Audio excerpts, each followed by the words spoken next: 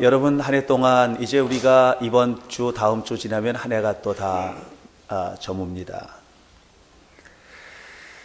다윗은 시편 1편에서 나는 부족함이 없습니다 하고 노래하고 있는데 여러분 어떠셨습니까? 한 해 동안 부족한 것이 없이 사셨습니까? 아마 우리가 믿음으로 고백하면서 네 하고 얘기를 하거나 또는 아멘 하고 고백을 하게 되지만 실제로 가만히 돌이켜보면 우리가 살아왔던 인생이 늘 부족한 것이 없는 삶은 아니었던 것 같아요. 왜냐하면 이 땅은 부족한 것 투성이인 세상일 수밖에 없고, 또 지난 한 해 동안에 우리 교회가 정말 건강하게 하나님 앞에 세워져 왔나? 또 오늘 당회가 있는데 당회를 준비하고 하는 모든 과정에서도 부족한 것이 없었을까 생각해 보면 하나님 앞에 네 그렇습니다 하고 대답하기는 어렵다는 생각이 듭니다.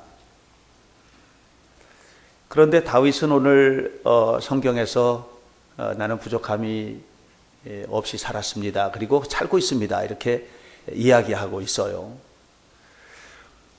그러면 다윗은 정말 부족한 것이 없이 살았을까? 다윗의 평생을 우리는 어느 정도 알고 있잖아요. 그가 어린 시절 살았을 때 그의 어린 시절을 가만히 돌이켜보면 부모에게 또는 형제들에게 소외된 삶을 살았던 것, 사무엘상 앞부분에서 충분히 찾을 수 있고요. 나중에 결혼을 하는데 결혼 생활도 원만치를 못했어요. 그래서 그의 아내였던 미갈에게 굉장히 무시를 당하고 천대를 받습니다. 미갈은 공주거든요. 그런 인생을 살았어요. 나중에 사회에 나가서 사회생활을 하게 됩니다. 왕궁에 근무를 하게 되는데 왕의 미움을 받아가지고 얼마나 쫓겨다니게 됩니까? 생명의 위협을 받으면서. 어떻게 하다가 한 여인을 알게 되어서 사랑하게 되는데 이게 또 남의 부인이에요. 그 일 때문에 당했던 고난은 말로 다 할 수 없고, 천신만고 끝에 왕이 되었지만 왕이 된 이후에도 자기 배로 난 아들이 반역을 하는 바람에 아들에게 쫓겨서 정말 고통스러운 인생을 살았던 것 우리가 알고 있어요. 다윗의 삶을 다시 표현하면 나는 부족한 것이 너무 많은 인생입니다 하고 이렇게 말을 해야 되는데, 다윗은 오늘 성경에서 내게는 부족한 것이 없습니다 이렇게 노래를 하고 있습니다. 정말 부족한 것이 없었을까? 아니에요. 그럼에도 불구하고 이렇게 말할 수 있는 이유는 무엇이었을까요? 시편 23편 1절은 이렇게 말합니다. 여호와께서 나의 목자가 되시기 때문입니다. 이렇게 말을 하고 있어요. 여호와께서 나의 목자가 되시기 때문입니다 라는 말 속에는 두 가지 의미가 있어요. 하나는 하나님이 나의 목자시니까 지금 어려워도 반드시 좋은 날이 올 겁니다. 반드시 좋은 날이 올 겁니다.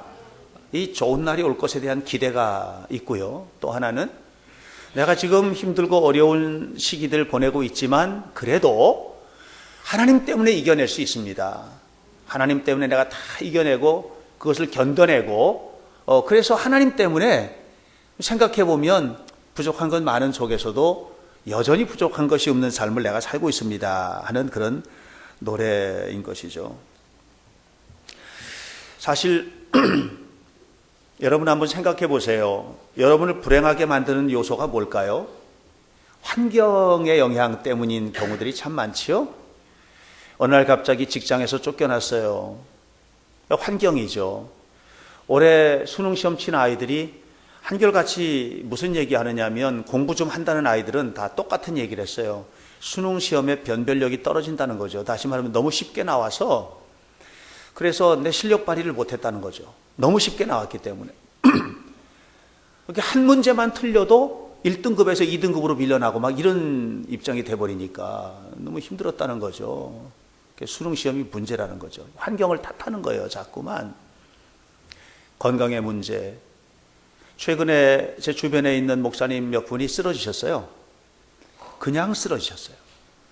그러니까 그렇게 쓰러져 버리고 나니까 이게 뭐 교회고 또 집안이고 이런 여러 가지 환경들이 너무 어려워지는 거예요.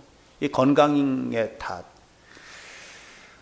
그래서 이런 탓 저런 탓, 가정 탓, 남편 탓, 아내 탓, 부모 탓, 자녀 탓 이렇게 자꾸만 탓을 하다 보니까 너무 부족한 것만 보이는 거예요. 그런데 다윗은 나에게는 부족함이 없어요 라고 이야기를 하고 있어요.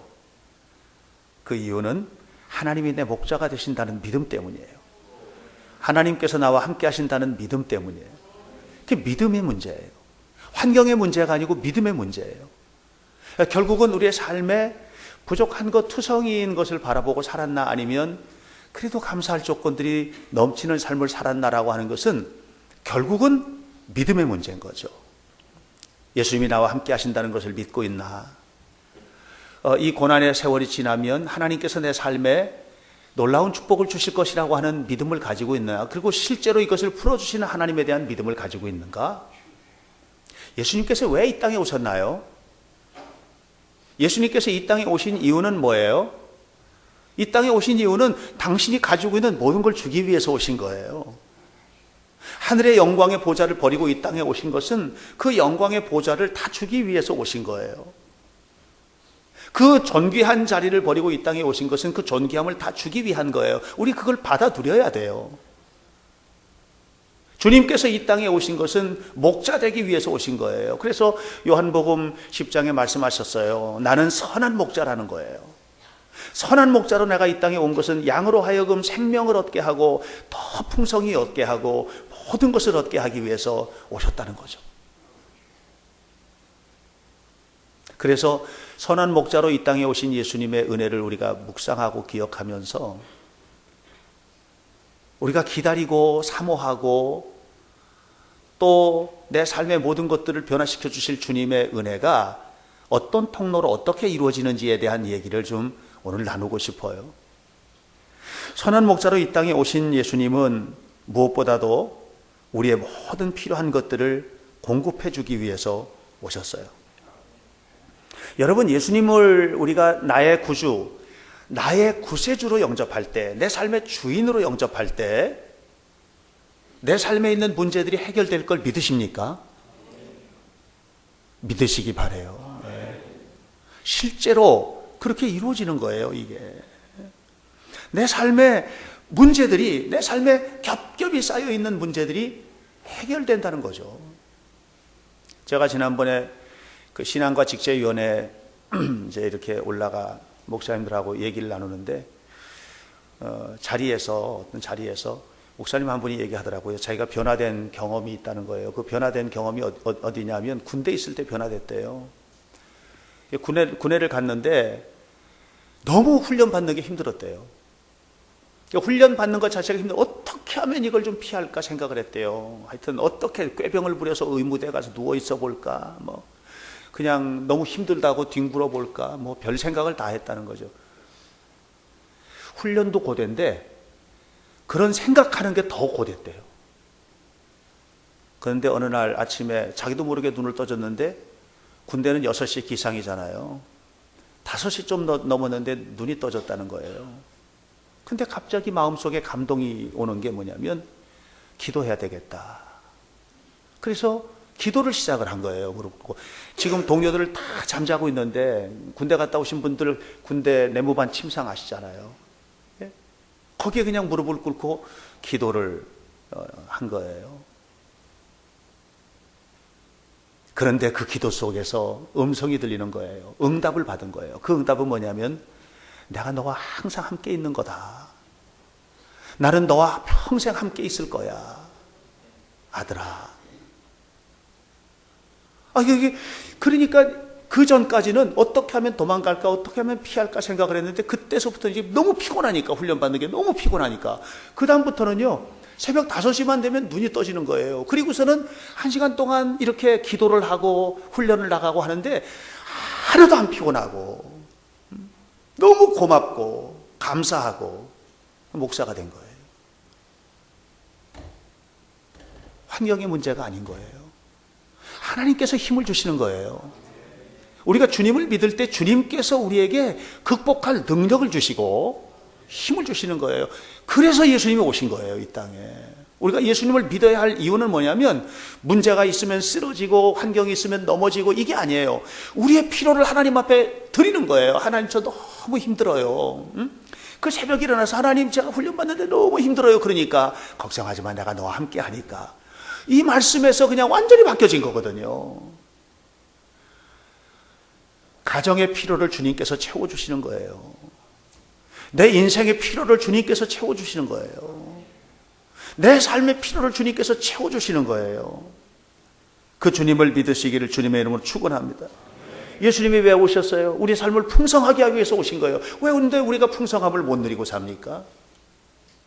지금부터 한 15년 전, 15, 16년 전에 중국의 선교사로 파송된 한 선교사님이 계셨어요. 이 선교사님이 선교사 파송이 돼가지고 너무 힘든 거예요. 뭐 때문에 힘드냐면 가서 생활을 해야 되는데 경제적으로도 너무 어렵고 모든 것이 어려운 거예요. 한 번은 와서 저를 만나러 왔어요. 와가지고 이분이 무슨 얘기하냐면 돈 좀 대달라는 거예요. 돈. 그래서 무슨 돈을 대줘야 되겠느냐 하니까 중국에서 선교사로 하는데 이 경제적으로 너무 힘드니까 사업을 해서 사업을 통해서 비자 문제도 해결되고 비자 문제도 해결되고 선교비 문제도 좀 해결해야 되겠다는 거예요. 그래서 제가 독한 말을 한마디 했어요. 한국 교회에서 당신한테 선교비를 단 한 푼도 보내주지 않아도 선교해야 된다고 그랬어요. 하나님께서 채워주실 거라고 그랬어요. 만약에 그래도 없으면 제가 너무 독한 말을 했어요. 그냥 굶어 죽으라고 그랬어요. 그런 각오가 아니고 어떻게 선교를 하겠느냐고. 그분이요, 울면서 함께 기도했어요. 그리고 돌아갔어요. 그리고 굶어 죽지 않았고요. 얼마나 선교를 잘했는지 몰라요. 하나님께서 우리의 필요를 채워주시는 거예요.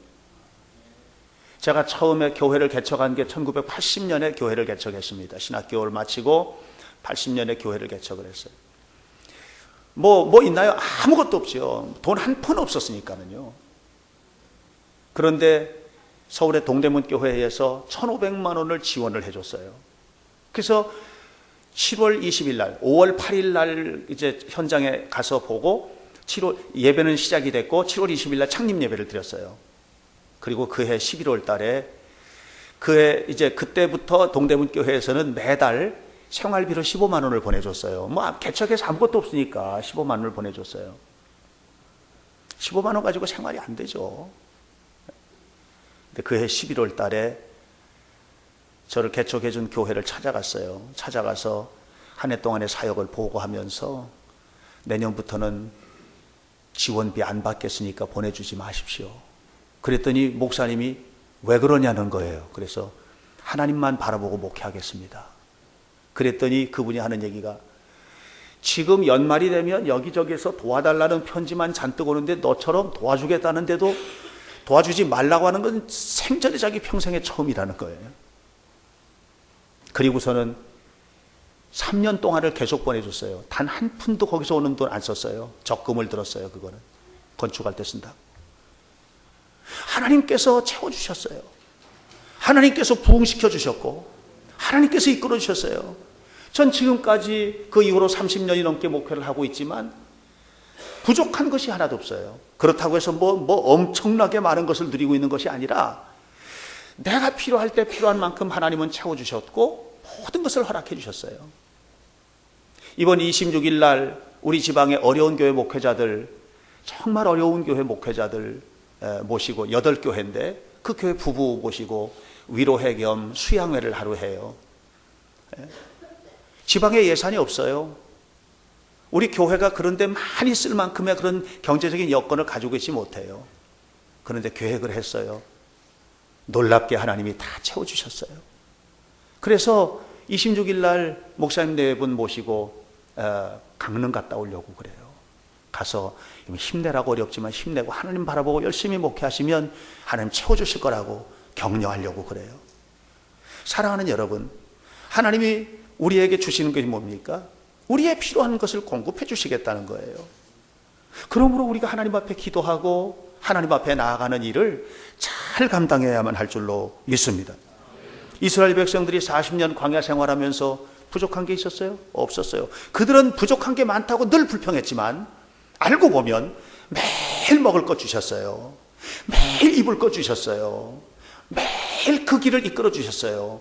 더울까봐 구름 기둥으로 막아주셨어요. 목마를까봐 생수를 터지게 해주셨어요. 부족한 게 없는 거예요.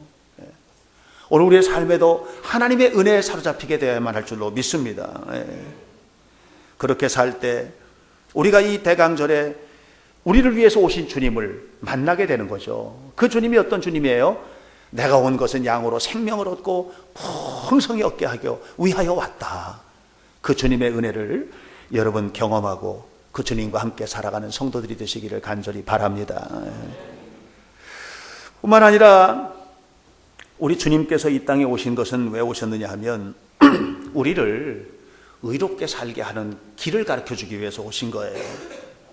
오늘 3절을 말씀해 보니까 이렇게 말씀했어요. 내 영혼을 소생시키시고 자기 이름을 위하여 의의 길로 인도하시는도다. 우리는 하나님의 이름을 위하여 의의 길을 살아야 되는 사람들이에요. 어디서도 사망의 음침한 골짜기로 다닐지라도 주께서 나와 함께 하심을 믿고 바른 길, 은혜로운 길, 믿음의 길을 포기해서는 안 된다는 것이죠.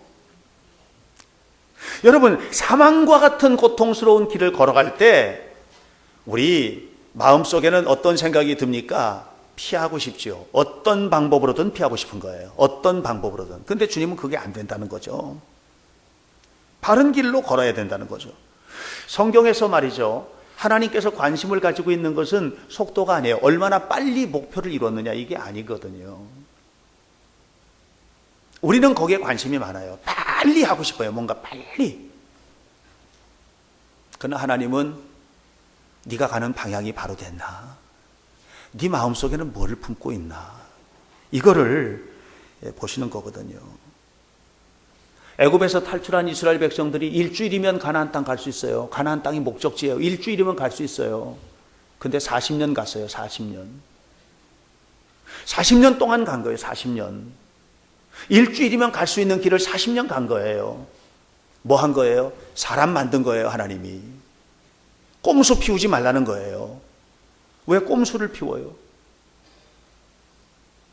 우리는요, 수많은 길들이 있어요. 우리 앞에는. 그러나 우리가 갈 길은 한 길밖에 없어요. 내가 곧 길이요, 예수님밖에 없는 거예요. 예수님 따라가는 거예요. 그 길 따라가는 거예요. 우리 생각은 태산처럼 많아요. 티끌처럼 많아요. 우리 생각은 너무 많아요. 그러나 예수님 생각은 하나밖에 없어요. 그 생각은 뭐죠? 그 생각은 바로 사망의 음침한 골짜기에 네가 있어도 주님 잊지 말고 살라는 거예요. 하나님 따라서 살라는 거예요. 우리는 그 길로 살아가야 하는 사람들이에요. 여러분, 죽으면 그만입니까? 절대로 죽으면 그만이 아닙니다. 죽으면 그만인 사람이라면 사망의 음침한 골짜기에서요, 수단과 방법을 가리지 않고 빠져나와야 돼요. 그러나 우리는 죽으면 그만인 인생을 사는 사람들이 아니에요. 오늘 우리가 살아가야 하는 삶을 뭡니까? 하나님 앞에서 살아야 되는 거예요. 그래서 죽으면 그만인 사람들은 제멋대로 삽니다. 지금도 세상이 얼마나 타락했는지 아십니까? 저는 가본 적이 없고 들은 적만 있지만 말입니다. 세상은요, 너무 타락했다고 그래요. 이 강대상에서 내가 정말 말할 수 없을 만큼 그렇게 타락한 세상이에요. 이 세상이 아주 구렁텅이에 빠져 있는 세상인 거예요. 그렇게 살면서도 즐겁다는 거예요. 그냥 더 젊을 때 즐기고 돈 벌어서 즐기고 마음껏 즐기고 살자는 거죠. 그래서 누가복음에서 그 부자가 했던 말이 맞는 말이에요. 마음껏 쌓아두었으니 날마다 내 영혼아 즐기고 살자.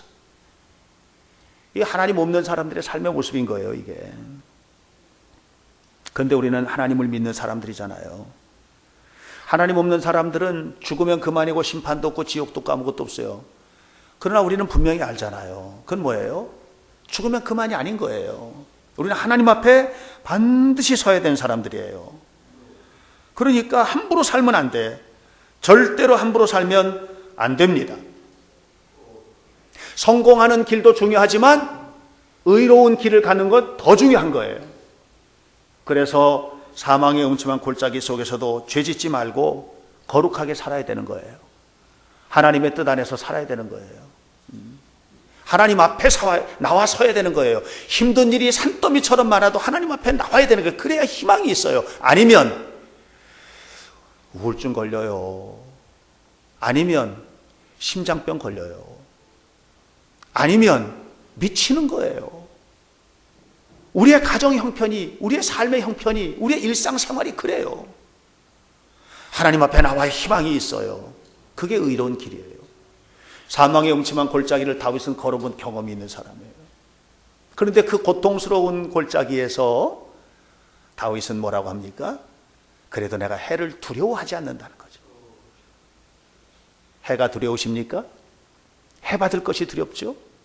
근데 다윗은 그 해 받을 것이 두렵지 않다는, 그러니까 의의 길을 걷는 거예요. 해 받을 것이 두려우면 절대로 하나님의 뜻대로 못 살아요. 손해볼 것이 걱정이 되면 절대로 하나님의 뜻대로 우리가 못 사는 거예요. 손해볼 것을 각오해야 돼요. 하나님의 뜻대로 살 것을 각오해야 돼요. 내 육신의 불편함을 각오해야 돼요. 그래야 하나님의 뜻대로 살 수 있는 거예요. 사랑하는 성도 여러분, 어떤 경우에서든지 바른 길을 걷는 것, 이것이 주님이 이 땅에 오신 것이에요. 예수님이 그것을 보여주셨어요. 예수님은 그렇게 사셨어요. 그러니까 주님이 계신 곳에는 사망과 같은 고통스러운 곳에서도 문제가 해결되는 거예요. 보세요. 예수님 가시는 곳마다 해결됐잖아요. 나사로가 죽어서 나흘이 돼서 썩어서 냄새가 나는데 주님께서 그곳에 계셨어요. 살아난 거예요. 막 풍랑이 치는데, 제자들이 배 타고 가는데 풍랑이 치는데 다 죽게 된 거예요. 주님이 거기 계셨어요. 그러니까 풍랑이 잔잔케 된 거예요. 5,000명이나 넘는 사람들이 들판에 모여서 말씀 듣다가 다 배고픈데 먹을 것이 없어서 굶주려 있는데 주님 계시니까 그 5,000명이 먹고 12광주리가 남은 거예요. 예. 주님의 뜻대로 가면 해결됩니다. 그러므로 여러분, 인간적인 방법, 인간적인 꾀, 잔꾀, 꼼수, 이런 것들을 부리면 안 돼요. 하나님 믿는 사람은 그렇게 살면 안 돼요. 동시에 하나님 믿는 사람은 용서의 가치도 알아야 돼요. 따뜻하게, 따뜻하지만 문란하지 않게, 따뜻하게 살지만 그것이 죄가 되지 않게. 죄는 따뜻한 곳에 가면 곰팡이가 펴요. 죄는. 그러나 은혜는 따뜻한 곳에 가면 모든 사람들을 품에 안아요. 우리가 그렇게 살아야 되는 거예요. 그래서 하나님의 교회가 더욱더 풍성하고 아름답게 나아갈 수 있도록 헌신된 바로 이 삶을 위해서 주님이 오셨다. 주님이 여러분 마음 가운데 계시기를 주님의 이름으로 축원합니다. 한 가지 더, 오늘 6절에서 다윗은 엄청난 축복을 이야기하고 있어요. 오늘 6절에서 이렇게 말합니다. 내 평생의 선하심과 인자하심이 반드시 나를 따르리니 내가 여호와의 집에 영원히 살리로다. 여기 두 가지 얘기하고 있어요. 하나는 뭐냐면 평생의 나를 따르리니, 평생의 선하심과 인자하심이 나를 따르리니, 평생 동안 예수님만 바라보고 사는 거예요. 그런 사람이 이 평생이 끝나거든요. 평생은 끝납니다. 어느 순간인가 우리의 평생이 끝나는 거예요. 예. 그리고 나면 어떻게 된다는 거예요? 영원히 기다리고 있다는 거예요. 영원히 거하리로다. 할렐루야. 영원히 거하리로다. 이 평생을 은혜로운 순례의 길을 걷지 않은 사람들에게는 영원히 없는 거예요. 영원히 없는 것이 아니라 천국이 없는 거죠. 지옥이 기다리고 있는 거죠. 하나님을 만나요. 하나님을 그토록 보기를 원하십니까? 드디어 보는 날이 있어요. 안 믿는 사람도 다 보는 날이 있어요. 언제예요? 죽으면 반드시 보게 되어 있어요. 우리는 그때 후회스러운 인생이 되어서는 안 된다는 것이죠. 여러분, 이것을 알았기 때문에 바울이 이걸 본 거예요. 이걸 보았으니까 다윗이 이것을 보았기 때문에 사망의 음침한 골짜기 속에서도 변함없이 주님을 따라간 거예요. 이게 경험한 사람의 능력이에요. 이걸 알아야 돼. 이게 지식으로만 아는 게 아니거든요. 지식으로만 아는 게 아니고 뭘로 알아야 되냐면은 경험으로 알아야 되고 믿음으로 봐야 돼요. 영의 세계는 영의 눈으로 볼 수 있는 거예요. 육신의 눈으로 하나님 보게 해달라. 하나님이 어떻게 생겼나 좀 내 눈으로 좀 보게 해달라. 이 육신의 눈으로 우리가 하나님을 볼 수 있는 게 아니에요. 믿음의 눈을 떠야 하나님이 보이는 거예요. 근데 사람들은 자꾸 보여주면 믿겠다는 거예요. 아니요. 믿어야 보이는 세계거든요. 그 세계가. 그런데 자꾸만 보여주면 믿겠다고 그냥 안 보여줘요. 하나님이. 믿음이 없는데 어떻게 봐요. 하나님을. 볼 수가 없는 거예요. 감리교회를 창시하신 요한 웨슬레 목사님이 목사님의 아들이에요.